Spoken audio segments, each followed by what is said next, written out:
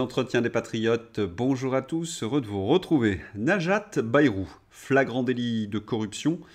Aurore Berger, réinvente-t-elle la police politique? Macron, dragueur fou.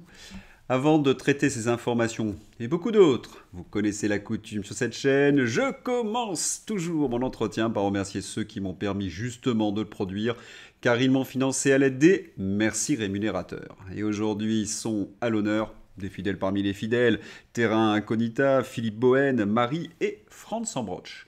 Merci à eux du fond du cœur. Et puis je tenais à vous remercier pour votre soutien inconditionnel. Oui, il faut aider la réinformation en ces temps de menaces et de censure.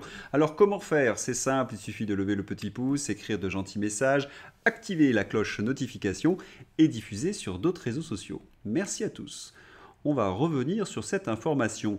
Ces Français qui vivent dans des logements bien trop grands et ils ne veulent surtout pas en partir. Pour l'analyse complète de cet ignoble narratif médiatique, voir mon entretien d'hier. Mais certains m'ont rappelé que c'était également une recommandation de Davos. C'est tout à fait exact. Le journal Euractiv en 2021.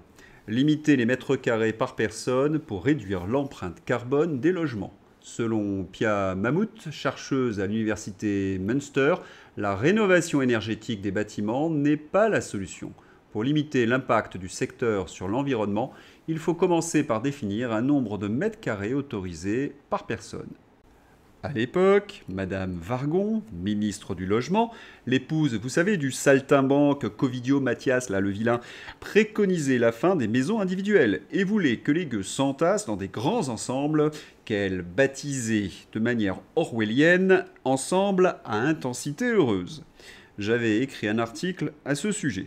Face à la colère des métiers du bâtiment, elle avait dû reculer. Ces Français qui vivent dans des logements bien trop grands, ce sont eux les responsables de la crise en ce moment. Depuis la crise sanitaire, le pouvoir utilise un super stratagème. À défaut de résoudre les problèmes, désigner des coupables. Pas de problème de logement, juste des égoïstes qui vivent dans des maisons trop grandes. Ces gens sont des monstres machiavéliques. D'autant plus que ces gens qui veulent taxer vos mètres carrés, parce que c'est ce qui se cache derrière cette loi, vivent, vous en doutez, dans des palais. Hude de la Putassière, conte parodique. Mais là, visez juste. Laissez Thierry Breton tranquille. Son château n'est pas si grand que cela. Il n'y a pas photo. La nomenclature européiste est encore plus ignoble que la bolchevique. Affaire Marlex, suite. Le procureur de Chartres, Frédéric Chevalier, a révélé les résultats de l'autopsie d'Olivier Marleix en début d'après-midi.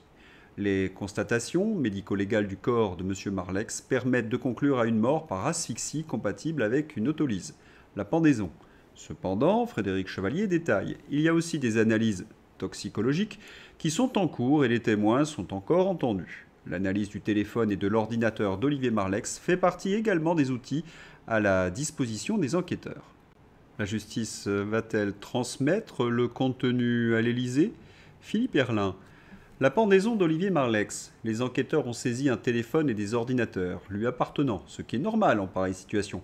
Mais cela pourrait permettre au pouvoir de connaître le contenu du livre qu'il voulait sortir le 30 octobre. C'est bien pratique. Nous ne connaissons donc pas le rapport final. Mais déjà, les journalistes aux ordres, eux, savent. Forcément, on leur a déjà distribué les éléments de langage venus tout chaud de l'Élysée. Nicolas Dupont-Aignan, agressé par une journaliste aux ordres. Nicolas Dupont-Aignan. Comment un homme comme Olivier Marleix, qui allait publier en octobre un livre fondamental sur la dissolution de la France, a-t-il pu être retrouvé pendu? Oui, il est des douleurs qui nous échappent. Emmanuel Ducrot, journaliste aux ordres.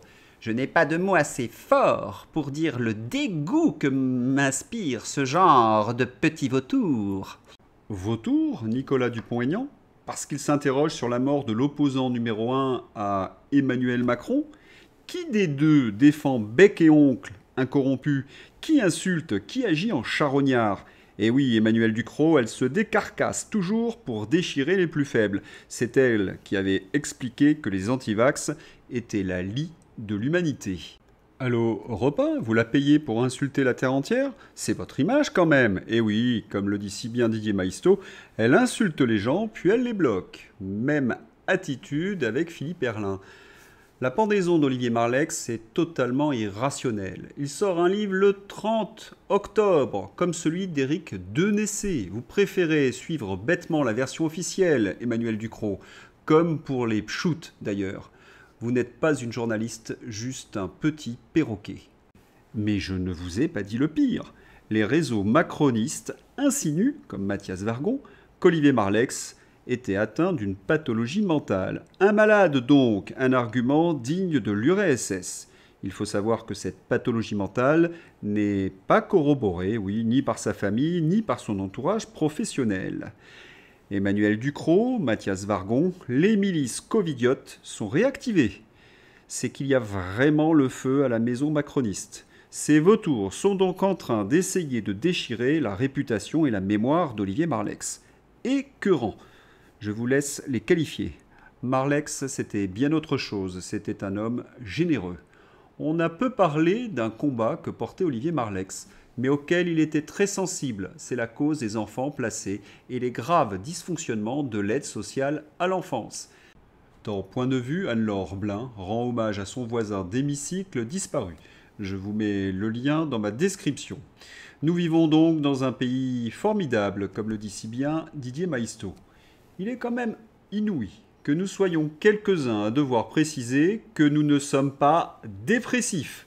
Mais qu'est devenu notre pays? Et la suite va le confirmer. Le Rassemblement national est-il un parti persécuté? La Cour européenne des droits de l'homme refuse de suspendre la peine d'inéligibilité prononcée contre Marine Le Pen.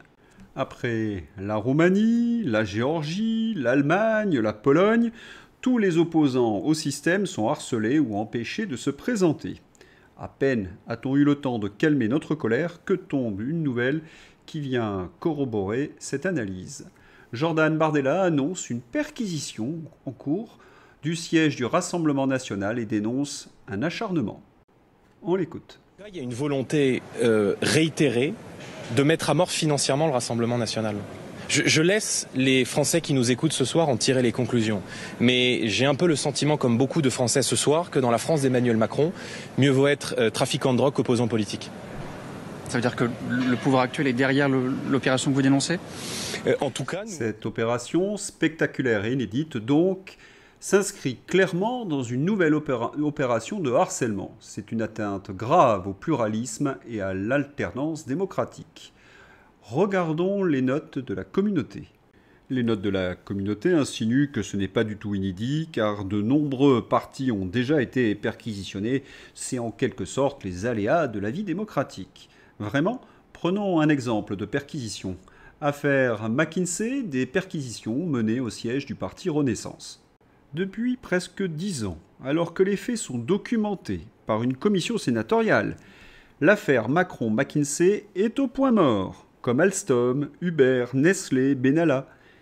Et les faits reprochés à Emmanuel Macron sont bien plus graves que ceux reprochés au Rassemblement national. Haute trahison, corruption, prise illégale d'intérêt, financement illégal de campagne. Et il ne se passe strictement rien. Macron a pu d'ailleurs se représenter en 2022.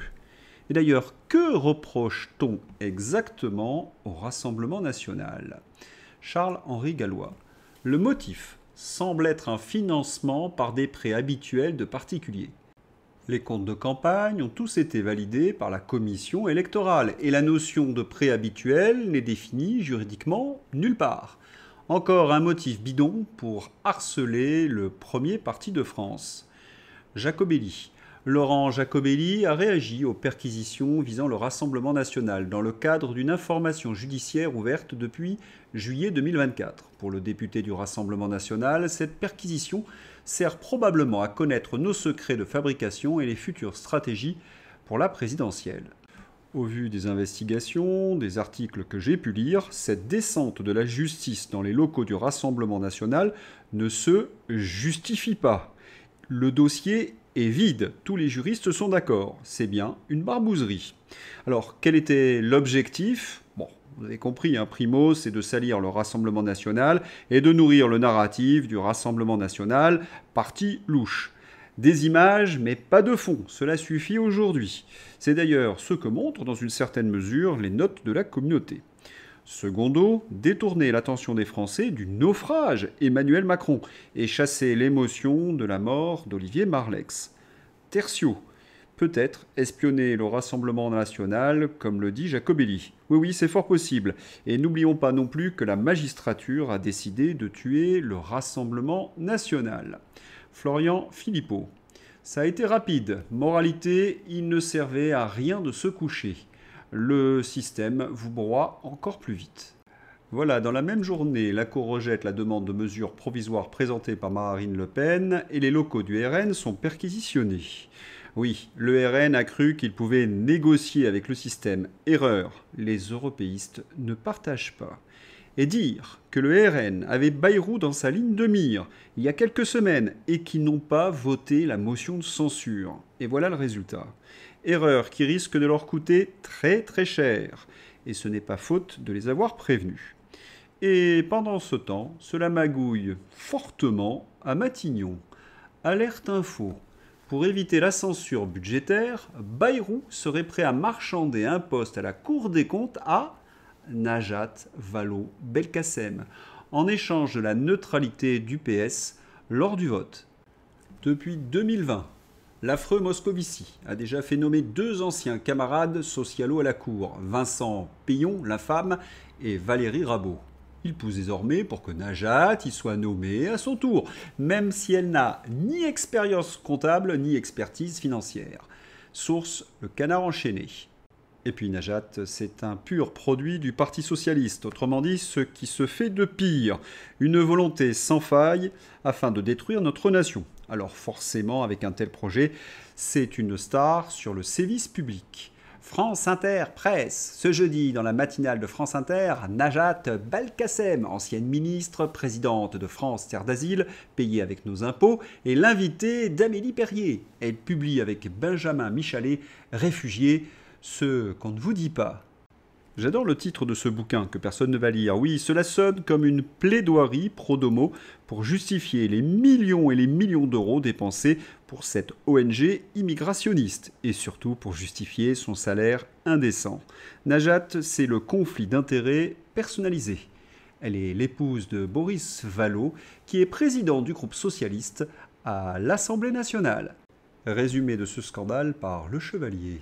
Je suis marocaine, j'ai été un secrétaire d'État à pas grand-chose, puis une exécrable ministre de l'Éducation.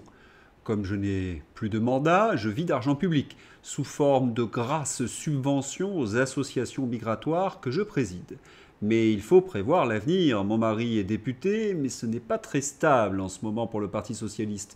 Alors, je vais puiser dans la caisse jusqu'à la retraite, en me faisant titulariser à la Cour des comptes. Je n'y connais rien, mais les Français paieront. Ça vaut bien un petit arrangement de mon Boris Vallaud avec mon gros Bayrou, non ? Bien vu. Et pour mesurer la toxicité de ce parasite, il suffit de regarder les résultats de l'éducation nationale. Niveau des élèves de 3e, moins de la moitié des élèves ont une maîtrise satisfaisante du français et des mathématiques. C'est catastrophique et effarant. 62% des garçons de 3e n'ont pas le niveau. Un élève de 3e sur 6 n'a même pas le niveau de lecture d'un CM2. Il y a urgence absolue à redresser l'école et Macron a nommé Borne la gauchiste à l'éducation. Et quand tous ces gamins qui ont été handicapés par le système et les socialos arriveront jusqu'en terminale, ils obtiendront le bac, et parfois avec mention. C'est aussi ça le socialisme, fabriquer de la fausse monnaie. Horreur, Berger refait surface. Un petit rappel de son CV. Scandale des crèches privées, le bureau de l'Assemblée nationale saisit la justice contre Horreur Berger, accusée de faux témoignages. La menteuse sera-t-elle un jour punie ? Et non, elle est macroniste. Il n'y a que le Rassemblement national qui est poursuivi. On se rappelle également qu'Aurore Berger était accusée de harcèlement et de langage ordurier sur ses subordonnés.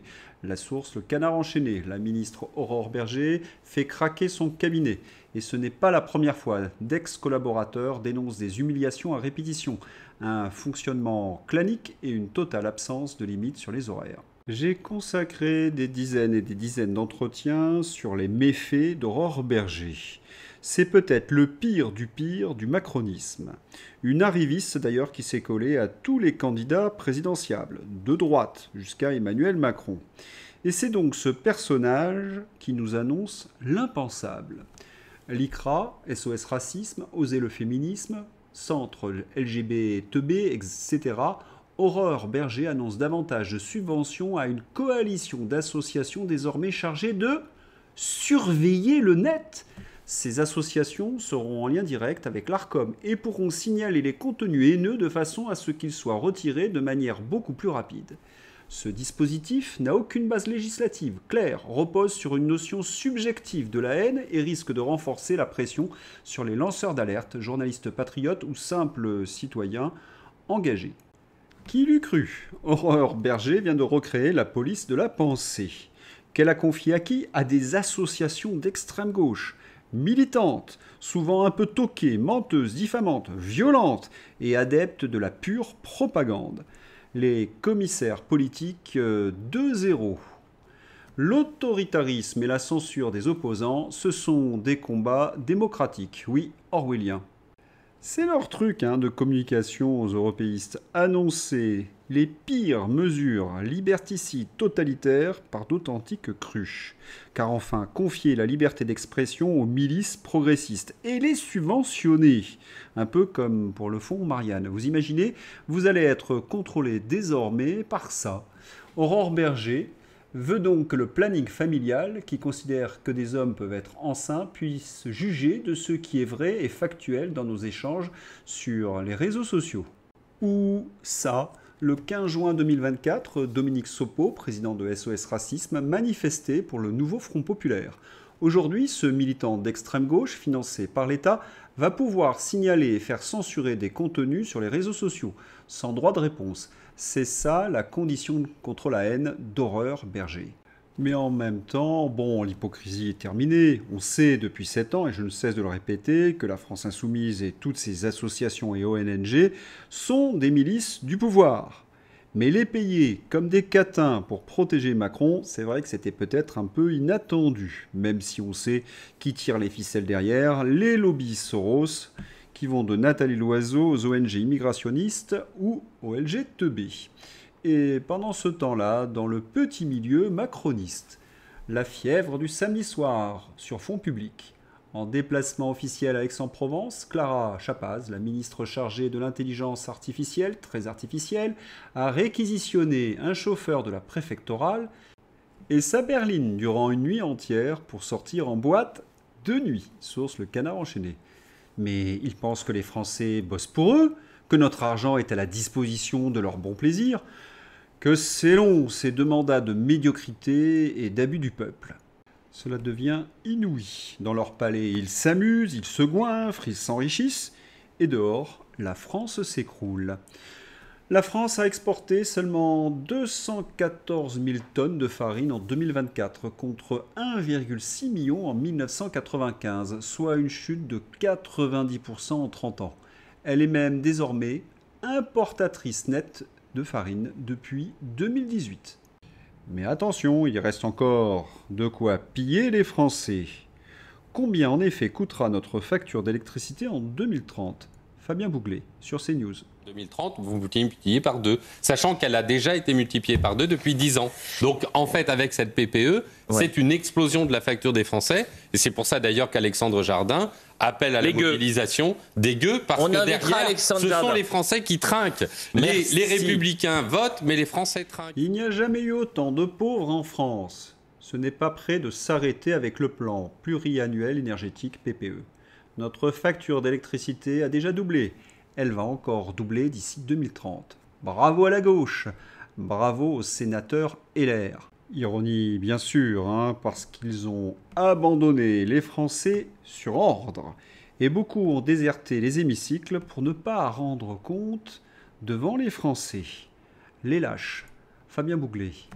Grossière manipulation du journal L'Immonde. Pour illustrer son article, L'Immonde utilise un hémicycle plein, photo gauche. La réalité cachée est à droite, l'hémicycle était désert. À Avenir énergétique, le Sénat approuve à nouveau la loi de programmation. Oui, ces élus, vraiment des lâches. Cottineau, vous en souvenez, c'est une affaire absolument épouvantable, tellement épouvantable que je ne peux pas vous présenter les documents. Alors, si vous voulez en savoir plus, tous ces documents sont dans ma description. Mais attention, il faut avoir l'estomac bien accroché. Allez, c'est l'heure d'ouvrir la page fantaisie avec notre ministre. Pour qu'on en vienne à le préciser, c'est que la situation est des plus inquiétantes. Vient un moment où les dénégations sont des confirmations. La démilitarisation de l'Ukraine est une ligne rouge absolue pour les Européens, affirme Sébastien Lecornu. Cela semble clair.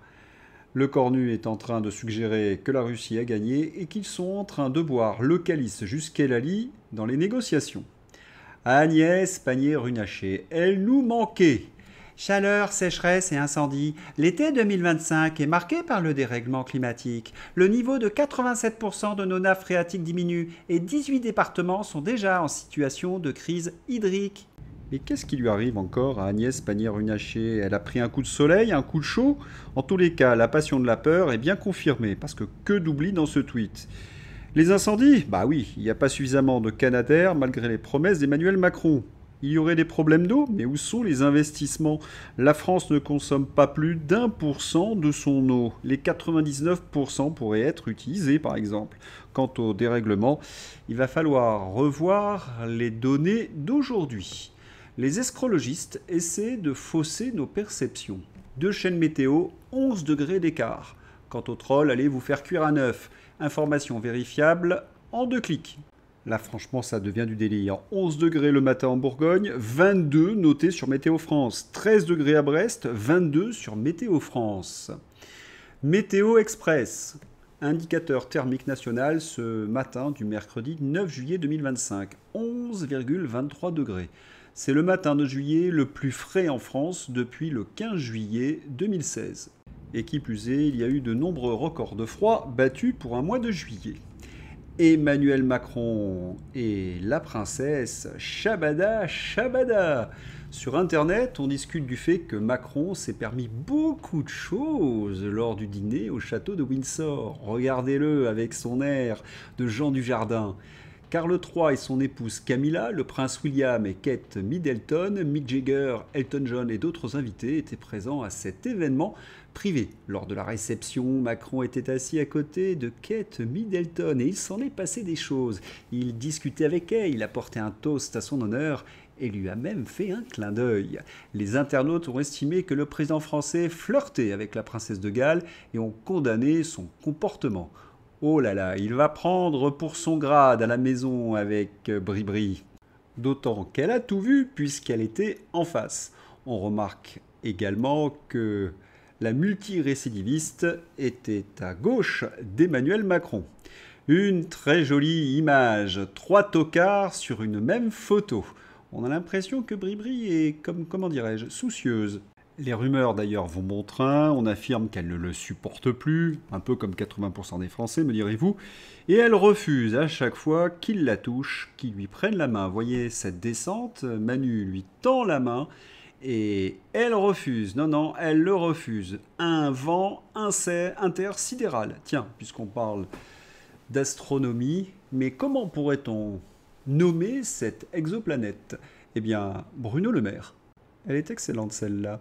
Bonne nouvelle, les macronistes sont à la rue. Même ils sont en voie d'extinction, ce qui expliquerait qu'ils deviennent de plus en plus méchants. Le parti macroniste a annoncé la vente de son siège de 2800 m² situé dans le 8e arrondissement de Paris. Un fonds d'investissement en a fait l'acquisition pour 31 millions d'euros, tandis que les macronistes avaient déboursé 35 millions d'euros en 2019 pour se l'offrir.